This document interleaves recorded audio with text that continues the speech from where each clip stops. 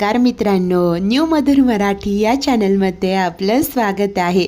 मित्रांनो, तुम्ही अजूनही चॅनलला सबस्क्राईब केलं नसेल तर रेड आयकॉनवर प्रेस करून नक्की सबस्क्राईब करा। आजच्या घरोघरी मातीच्या चुली मालिकेच्या एपिसोडमध्ये घरी आल्यानंतर ऐश्वर्या विचार करत म्हणते की ही शर्वरी काय ॲक्टिंग करते, हिला ना बेस्ट ॲक्टरचा अवॉर्डच द्यायला हवा। काय लेवलची ॲक्टिंग केली आहे की जानकी आणि अवंतिकाला तिच्यावरच विश्वास बसलाय। नाही, मला ना खात्री आहे शर्वरी आणि राहुलने मिळूनच विक्रांतला मारलं असणार आणि आता एकमेकांच्या विरोधात असल्याचं ते नाटक करताय का? हो, नाटकच करत असू शकतात। मी जाऊन आत्ताच्या आत्ता जानकीला सांगू का? कारण जानकी म्हणत होती की काहीतरी सुटतंय, ती हीच गोष्ट असेल का? असा विचार करून ती जायला निघते, परंतु थबकते आणि पुन्हा म्हणते की जानकीचा माझ्यावर विश्वासच बसणार नाही, त्यापेक्षा आता मलाच काहीतरी करून पुरावे गोळा करायला हवेत। ओवी म्हणत होती की कार्तिक विक्रांतला फोन करत होता, मला आता उद्याच जाऊन कार्तिकला भेटायला हवं, त्याला नक्कीच काहीतरी माहिती असेल। असा विचार करून तिने आता पुरावे गोळा करण्याचं ठरवलेलं असतं। त्यानंतर दुसरा दिवस उजाडतो, ठिकाण असतं जिल्हा सत्र न्यायालय। आता सर्वच जण इकडे अवंतिकाची वाट पाहत असतात, परंतु अवंती व इतर कोणीही आलेलं नसतं। शरू कठड्यात उभी असते, तर राहुल देखील आलेलं असतो। आता अखेर ॲडव्होकेट देसाई उभ्या राहतात आणि म्हणतात की मिलॉर्ड, अजूनही आरोपीच्या वकील अवंतिका रणदिवे कोर्टात हजर झालेल्या नाहीये। मागच्या तारखेला देखील त्यांनी खोटी साक्षीदार उभी केली, जिला खोटी साक्ष देण्यासाठी त्यांनी पैसे दिले होते। आत्ताही अद्याप त्या आलेल्या नाहीये। त्यांना पूर्णपणे कळून चुकले की त्या ही केस जिंकणार नाही, त्या शर्वरी यांना सोडवू शकत नाही। त्या फक्त कोर्टाचा वेळ वाया घालवताय। त्यामुळे माझी माननीय कोर्टाला अशी विनंती आहे की स्वतःच्याच नवऱ्याचा खून करणाऱ्या शर्वरीला आत्तापर्यंत सादर झालेल्या साक्षी पुराव्यानुसार कठोरातली कठोर शिक्षा देण्यात यावी। दॅट्स ऑल मिलॉर्ड, असं म्हणत आता देसाईबाईंनी त्यांची बाजू मांडलेली असते। राहुल तर मनातनं खुशच होत असतो, परंतु शर्वरी मनातनं घाबरते, अवंतिका वहिनी अजून का आली नसेल? जर का कोर्टाने माझ्या विरोधात निकाल दिला तर मी काय करू? हे असेच विचार तिच्या मनात सुरू असतात। आता तेव्हाच इकडे जज मात्र सांगतात की कोर्टाने ॲडव्होकेट अवंतिका रणदिवे यांची बराच वेळपर्यंत वाट पाहिली आहे, परंतु त्या हजर झाल्या नाही। म्हणूनच आत्तापर्यंत सादर झालेल्या साक्षी पुराव्यानुसार कोर्ट हा निकाल देत आहे की, असं म्हणत ते काही बोलणार इतक्यात जानकी व सारंग घाईघाईने तिथे येतात। जानकी म्हणते की थांबा, माझं म्हणणं 2 मिनिटं ऐकून घ्या। तेव्हा जज बोलतात की सांगा काय म्हणायचं आहे? तेव्हा जानकी बोलते की ॲडव्होकेट अवंतिका रणदिवे मेडिकल इमर्जन्सीमुळे हॉस्पिटलमध्ये ॲडमिट झालेले आहेत, हे त्यांचं मेडिकल सर्टिफिकेट मी सोबत आणलंय। आणि जानकीने सोबत अवंतिकाचा विनंती अर्ज आणलेला असतो। अवंतिका व्हिडिओ कॉलद्वारे ही हिअरिंग अटेंड करणार असते आणि जानकी तिच्या मार्गदर्शनाखाली इकडे शरूची बाजू मांडणार, असाच विनंती अर्ज आता या अवंतिकाने केलेला असतो। त्यानंतर आता इकडे अवंतिकाचा विनंती अर्ज मेडिकल सर्टिफिकेट दोन्हीही कोर्टात सादर होतं। जज साहेब बारकाईने ते वाचत असतात, तर ॲडव्होकेट देसाई मात्र आडेवेडे घेऊ लागतात। तेव्हाच जज त्यांना सांगतात की ॲडव्होकेट देसाई, ॲडव्होकेट अवंतिका यांची मेडिकल इमर्जन्सी पाहता जानकी या त्यांच्या बाजूने बोलूच शकतात। जानकी म्हणते की थँक्यू मिलॉर्ड आणि ती अवंतीला व्हिडिओ कॉल लावण्याची परवानगी मागते। तशी परवानगी दिली जाते आणि सगळी तरतूद करण्यात येणार असते। त्याच वेळेस इकडे घरी आता ऐश्वर्या कार्तिकशी संपर्क करण्याचा प्रयत्न करत असते, परंतु काही कॉन्टॅक्ट होत नसतो। इतक्यात सुमित्रा बाहेर येते आणि विचारते की काय ग, घरी तू एकटीच आहेस का? बाकी सगळे कोर्टात गेलेत का? ऐश्वर्या बोलते की हो आई। तर सुमित्रा म्हणते की तू त्यांना फोन लावून विचार ना काय सुरू असेल।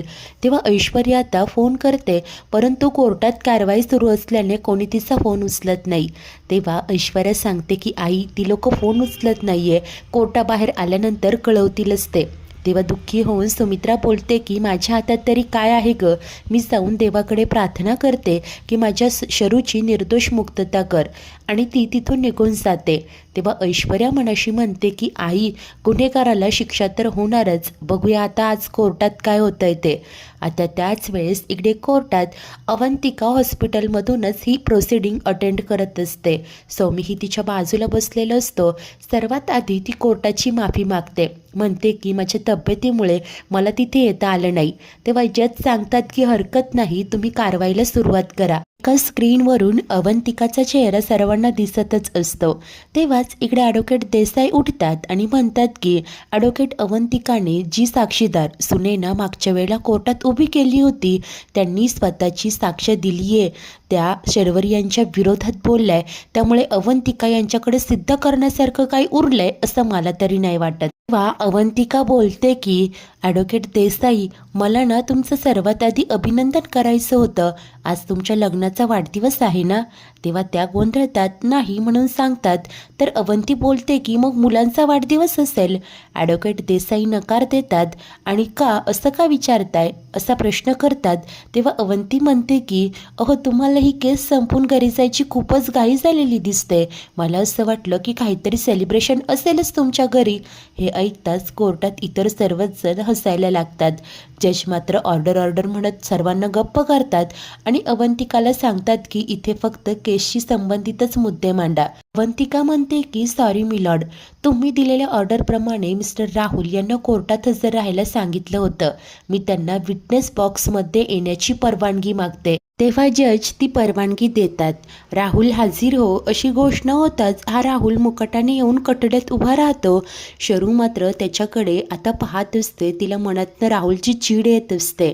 तर तेव्हाच अवंतिका काही बोलणार इतक्यात तिला जोराचं पेन सुरू होतं. ती विव्हळत असते. इकडे कोर्टात असलेला प्रत्येकजण तिची ही अवस्था पाहत असतो. तर सौमित्र काळजीने म्हणतो की काय होतंय, मी डॉक्टरांना बोलावू का. तेव्हा अवंतिका सांगते की नाही, 1 मिनिट थांब. तर जज तिला विचारतात की अवंतिका, तुम्ही आर्ग्युमेंट करण्यासाठी फिट आहात ना. तेव्हा ती सांगते की नाही, मधनं मला खूप पेन होतंय, मला नाही वाटत की मी पूर्ण वेळ आर्ग्यू करू शकते. हे ऐकताच राहुलला आनंदच होत असतो. तर तितक्यात जानकी उठते आणि सांगते की तुम्ही सर्वच जण ॲडव्होकेट अवंतिका यांची मेडिकल कंडिशन पाहू शकता, त्यामुळे स्पेशल परमिशन मिळवून मला त्यांच्या वतीने बोलण्याची परवानगी देण्यात यावी, कारण ऑलरेडी खूप उशीर झालाय. केस संदर्भात काही गोष्टी खूप पुढे सरकल्या. तर तेव्हाच या ॲडव्होकेट देसाई उठतात आणि म्हणतात की मिलॉर्ड, इथे काय खेळ सुरू आहे का. म्हणजे आता ज्यांच्याकडे वकिलीची सनद नाही आहे त्या इथे उभं राहून आर्ग्युमेंट करणार का. तेव्हा आता इकडे जज सांगतात की देसाई, तुम्ही अवंतिका यांची मेडिकल कंडिशन पाहूच शकता आणि हे बघा, आता मी काय करायला हवं हे तुम्ही सांगणार का. तेव्हा या देसाई मॅडम मुकाट्याने मान खाली घालतात. आता जज सांगतात की मिसेस जानकी रणदिवे, मी ॲडव्होकेट अवंतिका यांच्या वतीने तुम्हाला कोर्टात आर्ग्युमेंट करण्याची परवानगी देत आहे. हे ऐकून इकडे सर्वांना आनंद झालेला असतो. तर जानकी म्हणते की थँक्यू सर, सॉरी मिलॉर्ड. आता तेव्हाच त्या ॲडव्होकेट देसाई मात्र म्हणतात की हे सगळं काय सुरू आहे, हे खरंच होतं आहे का. म्हणजे ज्या जानकी यांना कोर्टाचा कायद्याचा क देखील माहिती नाही आहे तर इथं उभं राहून आर्ग्युमेंट करणार. जर काही बातमी मीडियात गेली तर मिलॉर्ड तुम्ही स्वतः खूप ट्रोल व्हाल. तेव्हा आता हे जज सांगतात की हे बघा, मला त्याची पर्वा नाही आहे, लोक माझ्याबद्दल काय बोलतील याचीही मला पर्वा नाही आहे. कायद्याने प्रत्येकाला हक्क दिला आहे आणि कायद्याच्या हद्दीत राहून त्या बोलू शकतात. तेव्हा आता वैतागलेल्या ॲडव्होकेट देसाई म्हणतात की चांगलं आहे, म्हणजे उद्या कोर्टात उठून कोणी येईल आणि सांगेल की माझ्याकडे लॉची डिग्री नाही आहे पण माझा हा प्रॉब्लेम आहे, मग तुम्ही प्रत्येकाला इथे येऊन बोलण्याची परवानगी द्याल का. तेव्हा जज देखील भडकतात. सांगतात की तुम्ही कोर्टाच्या जजशी बोलताय याचं जरा भान ठेवा. तेव्हा या देसाई मॅडम पुन्हा म्हणतात की आय एम सॉरी मिलॉर्ड, पण जे चूक आहे ते चूकच आहे. तुम्ही हे असं करून चुकीचं एक्झाम्पल सेट करताय. जज देखील भडकतात. रागाने म्हणतात की advocate Desai, this is my court room, आवाज खाली करून बोला माझ्याशी. हे बघा, त्यांच्या वकील इथे हजर आहेत ना व्हिडिओ कॉलद्वारे, या फक्त त्यांच्या बिहाफली त्यांच्या मार्गदर्शनाखाली बोलत आहे आणि मला यात काहीच प्रॉब्लेम नाहीये. लेट मी हँडल दिस केस. मुळात इथे कोर्टात सत्य सगळ्यांसमोर येणं गरजेचं आहे. माझी परवानगी आहे, आता मला यावर आणखी चर्चा नकोय. ऑब्जेक्शन ओव्हररूल्ड, तुम्ही बसू शकता. Janaki you may continue. असं जेव्हा जज सांगतात तेव्हा जानकी सारंगकडे पाहते. तो देखील तिला विश करत असतो, मनोबल वाढवत असतो. त्यानंतर जानकी आता पुढे येते. इकडे अवंतिका आणि सौमी देखील व्हिडिओ कॉलद्वारे सगळं काही पाहत असतात. त्यानंतर जानकी राहुलच्या कठड्याजवळ येऊन उभी राहते आणि म्हणते की राहुल, तुम्ही शर्वरी वंश, आणि ती तिचे शब्द मागे घेते. पुन्हा म्हणते की राहुल, तुम्ही शर्वरी हिला ओळखता का? राहुल सांगतो की होय. जानकी विचारते की कसं ओळखता? तेव्हा तो सांगतो की त्या विक्रांत यांच्या पत्नी आहेत. तेव्हा जानकी बोलते की म्हणजे तुम्ही विक्रांत यांना आधीपासूनच ओळखत होता? तर राहुल सांगतो की होय, आम्ही एकत्र काम करायचो. तेव्हा जानकी विचारते की मग विक्रांत आणि शर्वरी यांच्या नात्याबद्दल तुम्हाला आधीपासून माहिती असेलच. तुम्ही शर्वरीला फक्त ओळखता की त्या पलीकडे तुमचं काही नातं आहे? तेव्हा हा राहुल मात्र सरळ हात वर करत सांगतो की माझ्या बाजूने काहीही नव्हतं. खरं तर ही शर्वरी आणि विक्रांत यांच्यात भांडणं व्हायची. ती सतत विक्रांतवर डाऊट घ्यायची. मी तिला समजवायचो, त्यामुळेच हळूहळू ती माझ्या प्रेमात पडली. त्यानंतर आमच्यात मैत्री वाढली आणि आमची जवळीक झाली. हे सगळं ऐकतात शर्वरीचा राग अनावर होतो आणि ती ओरडते की राहुल, हे काय बोलतोय तू? तेव्हा जज मात्र सांगतात की ऑर्डर ऑर्डर, तुम्ही शांत राहा. शर्वरी आता गप्पच होते. तेव्हाच जानकी या राहुलला म्हणत असते की याच गोष्टीचा तर तुम्ही गैरफायदा घेतलात.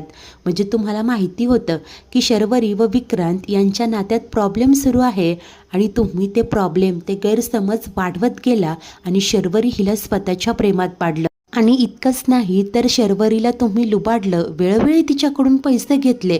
तेव्हा राहुल मात्र सांगतो की नाही, हे साफ खोटं आहे, मी असं काहीही केलं नाहीये.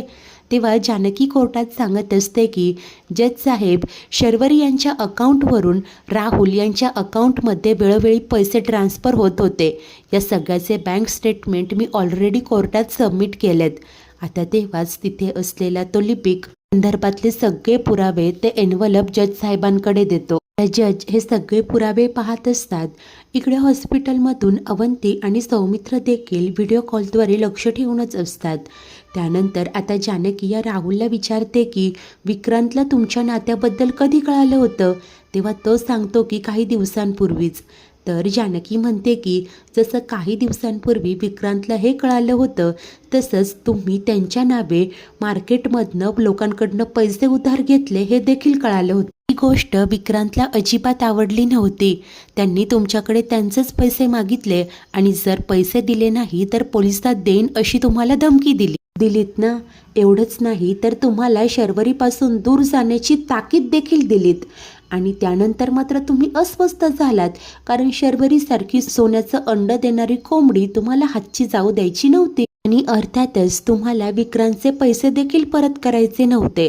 म्हणूनच या सगळ्यात तुम्हाला एकच मार्ग दिसला, विक्रांतला कायमचं संपवायचं. आणि तुम्ही तेच केलं. बोला, कोर्टात कबूल करा, तुम्हीच केलंय ना हे सगळं?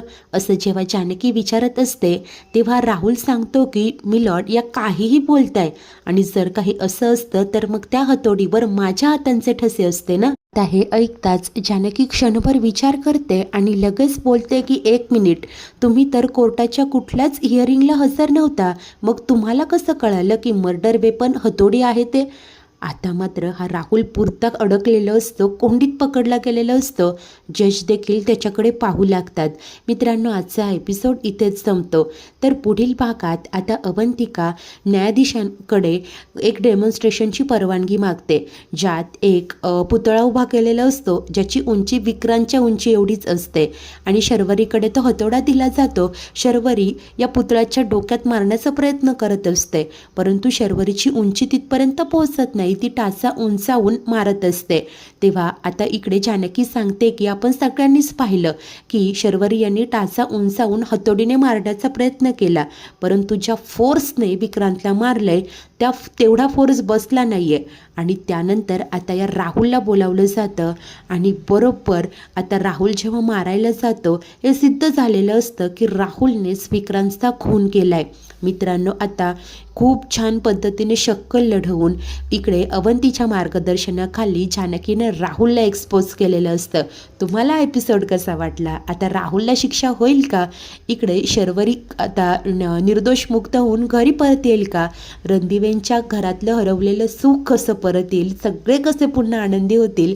हे पाहणे उत्सुकतेचे असेल. अशाच नवनवीन भागांच्या डेली अपडेट्ससाठी आपल्या न्यू मधुर मराठी या चॅनलला नक्की सबस्क्राईब करा. धन्यवाद.